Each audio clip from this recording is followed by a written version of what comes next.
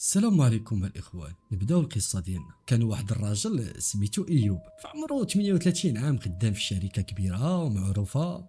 وايوب كان عزيز عليه الهدوء ومكالم، وبانه واحد الانسان اللي كيحسب كل خطوه قبل ما يديرها كيضرب لها الف حساب. ايوب كان متزوج من ناديه كان في عمرها 34 عام، وكانت بالنسبه لاي واحد كيشوفهم كتبان له زوجه مثاليه، وكتعتني بدارها وبولادها ومع راجلها.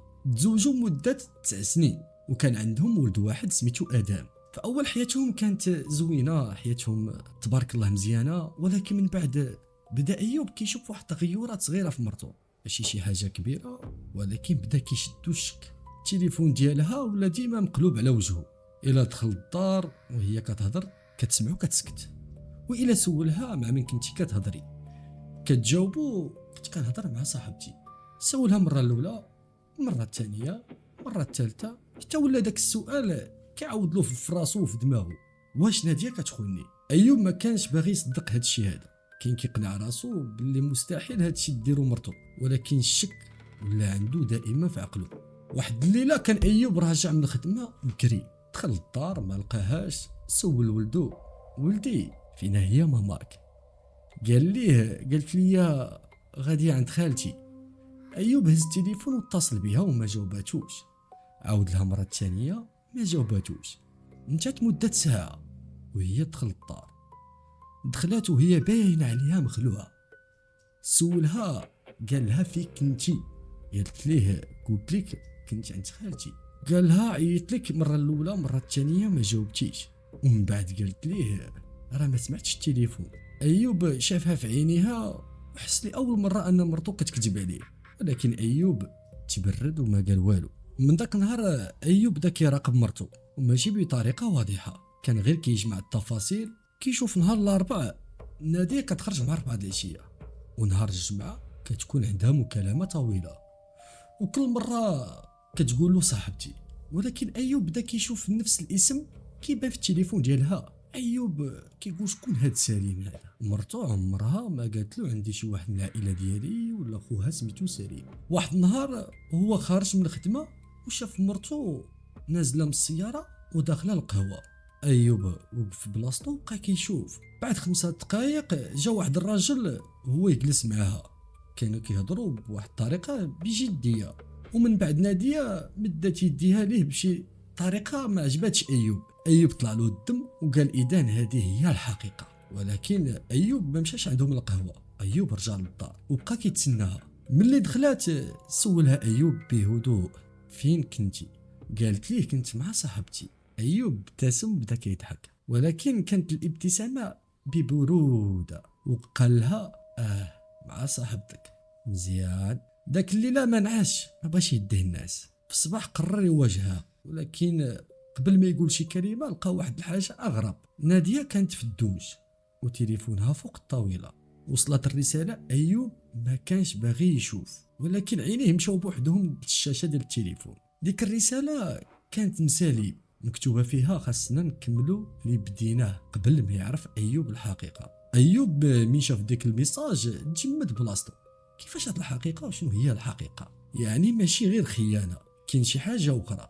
في ديك اللحظه خرجت ناديه من الحمام، شافتو واقف حدا التليفون وجهها تبدل. قالت ايوب، قال شكون؟ سليم يا ناديه. ما جاوباتش. عاود سولتك شكون سليم؟ بقات ساكته. ايوب قرب منها وقال: من شحال هادي وانتي كتخونيني؟ ناديه بدات كتبكي ولكن ما قالتش لا. وهنا كانت الصدمه، لان السكوت ديالها كان بحال شي اعتراف. خرج ايوب من الدار، ما ضربها، ما غوت عليها، ما دار لها حتى شي فضيحه. خرج من الدار وفي الطريق كان كيسول راسو: علاش؟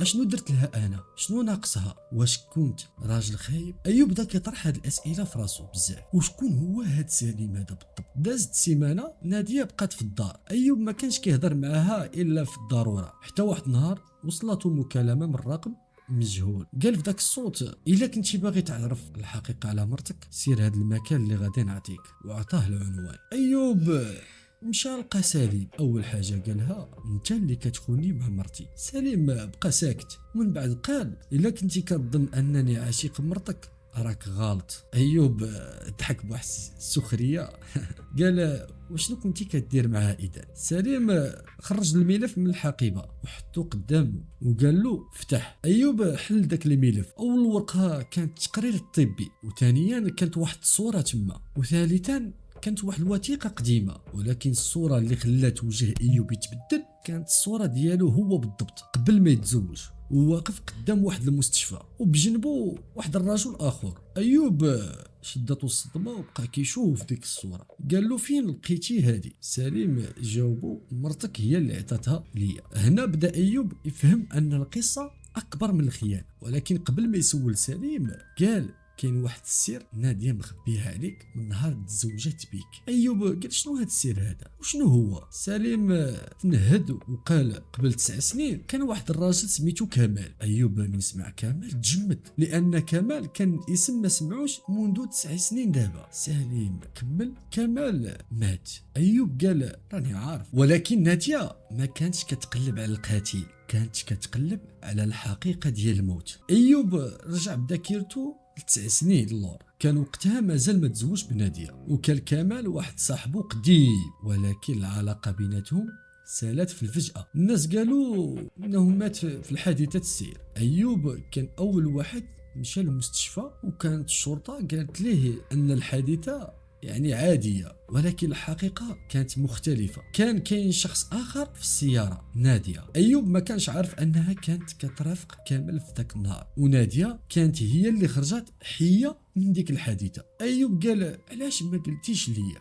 سليم جاوبو حيت هي كانت كتعتقد أنك عارف. أيوب قال عارف؟ شنو عارف؟ أنا ما عرفت شي حاجة. سليم حط قدامه ورقة أخرى وكانت فيها النتيجة ديال التحليل قديمة، وتحتها اسم واحد كمال. أيوب بدا كيقرا، من بعد وجهه تبدل. التحليل كان كيثبت ان كمال ما ماتش بسبب الحادثه، كان عنده اثار ماده سامه في الجسم ديالو، يعني كمال مات مقتول. ايوب رجع للدار بحال واحد ما عرفش واش هو حي ولا كيشوف الحلم، ولقى ناديه جالسه.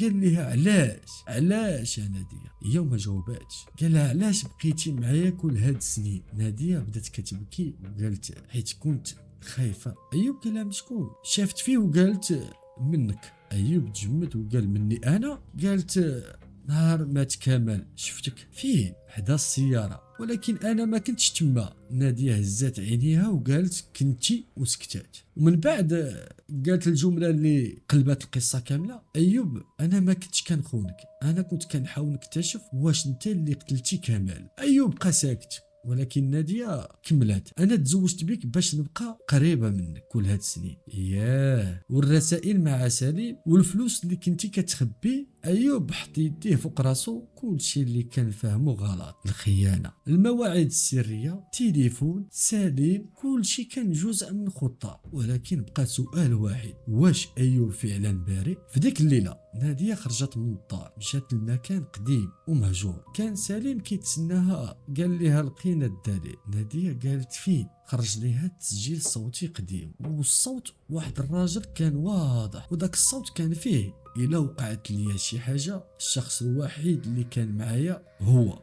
والتسجيل هنا غادي يوقف. ناديه قالت شكون؟ سليم ضغط على الزر اخر ورجع التسجيل، وسمعوا اسم ايوب. ناديه غمضت عينيها، ولكن سليم قال كاين مشكل. شنو هو هذا المشكل؟ التسجيل ماشي كامل، يعني الجزء اللي فيه الحقيقه التحديد هو في نفس اللحظه اللي وصلت الرساله لهاتف ناديه من رقم مهجور. الا كنتي بغيتي تعرف شكون اللي قتل كمال، سولي راجلك على اللي وقع نهار الليله في 17 اكتوبر. ناديه قرات الرساله وما عرفتش ايوب كان واقف بعيد عليهم وكان سامع كل شيء. ولكن المفاجأة الأكبر ما كانتش في هذه الرسالة، حيث في صباح اليوم الموالي البوليس لقاو واحد الدليل جديد. البصمات اللي كانت في السيارة ديال كمال ما كانتش ديال ايوب وما كانتش ديال نادية، كان ديال الشخص الثالث، والشخص كان قريب منهم بجوج. الشخص عاش معهم في نفس 9 سنين. الشخص ما كانش حتى واحد شاك فيه، ولد ايوب. ولكن ولد ايوب كان ميت منذ 6 سنوات. وهنا السؤال اللي بقى معلق، كيفاش البصمات واحد ميت من 6 سنين لقاوها في السيارة ديال واحد مات 9 سنين؟ والجواب كان مخبي اخر ورقة نادية عمرها ما تجرأت تفتحها. الورقة كانت مكتوبة بالخط كمال وفيها غير جملة واحدة. إلا وصلتك هاد الرسالة لنادية، راه الشخص اللي قتلني ماشي هو اللي كتشكو فيه، واللي غادي يكشف الحقيقة هو الشخص اللي كيظهر أنه أكثر واحد كيبغيك. نادية قراتها ورفعت عينيها، وكان أيوب واقف قدامها. قال لها دابا جا الوقت اللي تعرفي الحقيقة كامل. وهنا تنتهي الجزء الأول ديال القصة. كنتمنى تعجبكم القصه وتسناو الجزء الثاني. قصه عميقه جدا. ما تنساوش الاخوان الاشتراك في القناه والضغط على الجرس ليصلكم دائما الجديد. تحياتي لكم والسلام عليكم ورحمه الله وبركاته.